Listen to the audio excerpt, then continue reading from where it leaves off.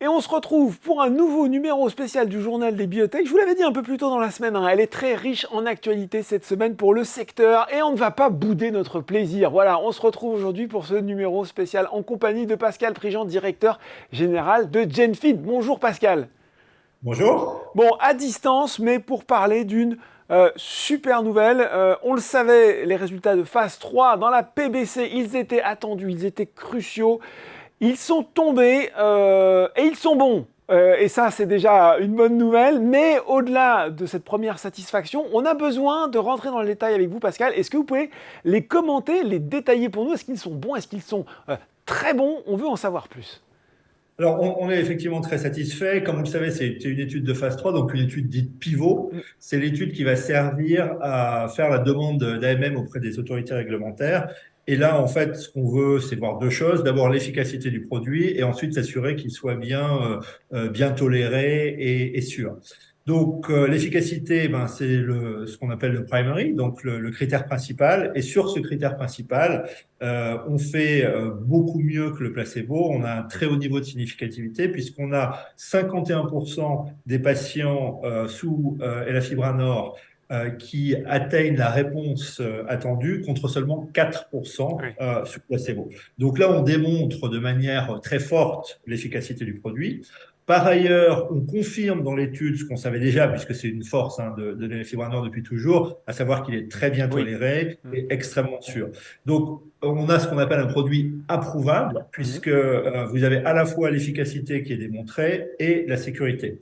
Et après, dans l'étude, on avait également deux critères dits secondaires, c'est un peu les petits plus, si vous voulez. C'est pas ça qui joue dans l'approbation, mais c'est les petits plus. Et sur un de ces critères, là encore, une forte significativité en ce qui concerne la normalisation de l'ALP, qui est un autre critère d'efficacité. Et sur le dernier critère, qui était le critère du prurit, Mhm. alors là, on fait mieux que le placebo, on a un trend, mais qui n'atteint pas tout à fait le niveau de significativité statistique. Et donc, D'accord. globalement, très satisfait Oui. parce que, comme je le disais, un produit approuvable, c'est vrai que c'est quand même un accomplissement. C'est un accomplissement. C'est écrit dans le communiqué. Pascal Ipsen a l'intention, vous l'avez dit, de soumettre des demandes d'autorisation parce que c'est votre partenaire pour Elafibranor à la suite d'échanges avec la FDA et l'EMA, donc c'est-à-dire en Europe, aux États-Unis. Est-ce que selon vous, la solidité des données récoltées dans cette phase 3 peut permettre des discussions rapides, fluides? Je dis ça parce que je veux faire un petit peu le parano, mais tant pis, allons-y. On a vu quelquefois que on avait des résultats de phase 3, on était content, et puis la FDA trouvait à redire, attendez, j'ai besoin de pression et autres. Est-ce que là, pour vous, avec ce que vous avez dans les mains, il y a de quoi être confiant? Oui, je pense qu'il y a vraiment de quoi être confiant. Enfin, les cas dont vous parlez, pour moi, il y a deux grands cas. Il y a les cas où, en fait, l'environnement Oui. réglementaire est mal connu. Mm, C'était, par exemple, le cas pour nous à l'époque de la nage, parce mm, qu'il n'y avait pas de produit approuvé. Donc, à partir du moment où il n'y a pas de produit approuvé, il n'y a pas de précédent. mm. Et donc, c'est la discussion avec l'agence et on ne peut pas savoir ce qu'ils vont demander. Et donc, il y a cette incertitude. Bon, là, on n'est pas dans ce cas de figure, puisqu'il existe déjà un produit sur le marché qui a été approuvé. Et donc, les critères d'approbation, j'ai envie de dire, sont bien connus. La deuxième chose, c'est que l'Elafibranor a obtenu d'ores et déjà la désignation, ce qu'on appelle breakthrough, Mhm. ce qui permet une possibilité d'obtenir ce qu'on appelle une accelerated approval, donc qui va encore fluidifier et accélérer ce processus.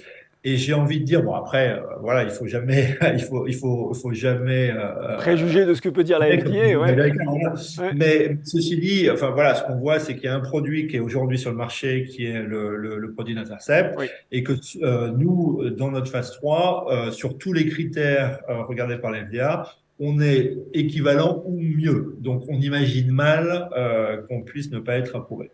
Bon, Pascal, j'ai annoncé la couleur dès le début. J'ai dit on n'allait pas bouder notre plaisir aujourd'hui. Vous êtes arrivé à la tête de GenFit.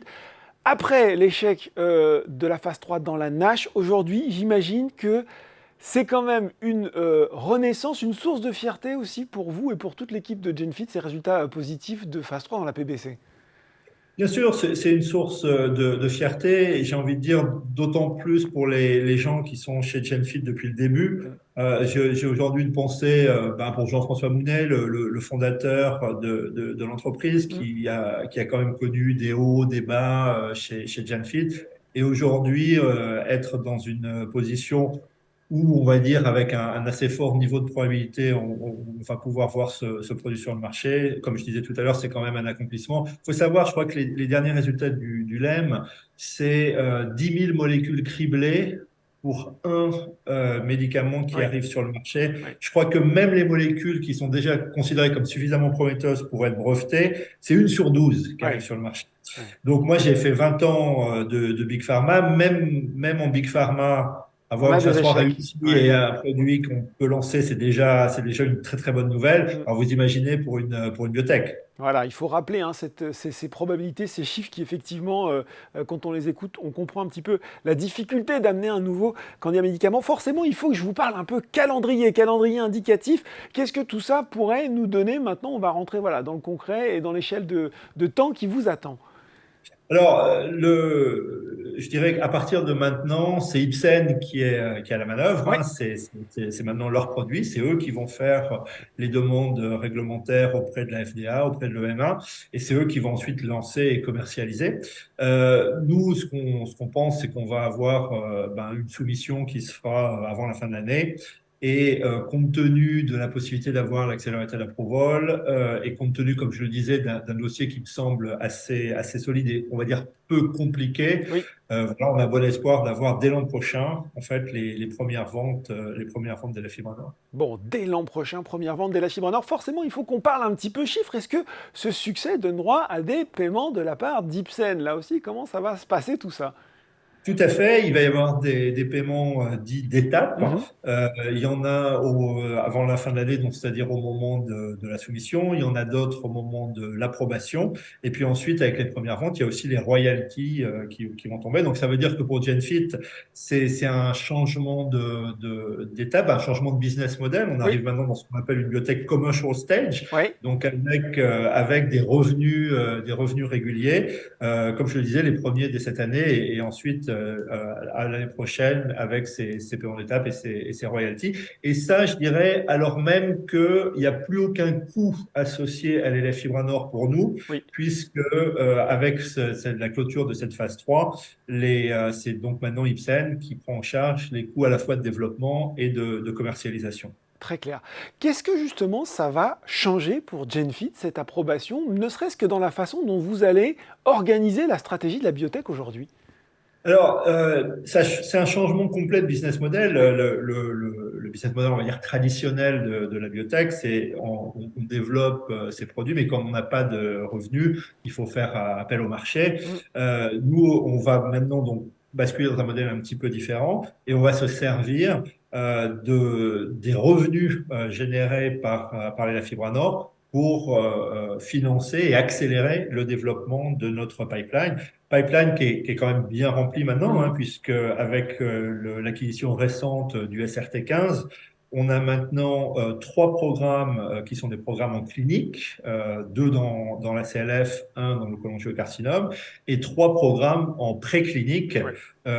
ACLF encore, UCD, et puis hépatite encéphalopathique. Donc voilà, on a un pipeline riche et donc on va être en mesure de le développer grâce à la nouvelle d'aujourd'hui. Euh, Forcément, je suis obligé de vous la poser cette question. L'imagination des investisseurs, notamment particuliers, ben, un petit peu la campagne ce matin. Certains vous voient déjà racheté par Ipsen. Qu'est-ce que vous en pensez? Alors, c'est à Ipsen qu'il faut poser cette question. Moi, ce que j'aurais tendance à dire, bon, évidemment, hein, pour une biotech et surtout une biotech qui vient d'annoncer des nouvelles positives, la question de l'acquisition se pose toujours, mais Forcément, voilà, c'est oui. pas à nous de commenter ça. Bon, voilà, en tout cas, cette bonne nouvelle, hein, ces essais positifs de phase 3, et puis plein de choses qui vont arriver encore dans les mois qui viennent avec ce développement, et le pipeline de GenFit, qui, on l'a vu, est très riche. Merci beaucoup, Pascal Prigent, d'avoir commenté presque en direct avec nous hein, cette nouvelle qui En vient de direct, tomber. absolument. Merci à vous. Merci. C'est fini pour ce numéro spécial du Journal des Biotech, mais on se retrouve très bientôt pour un nouveau numéro.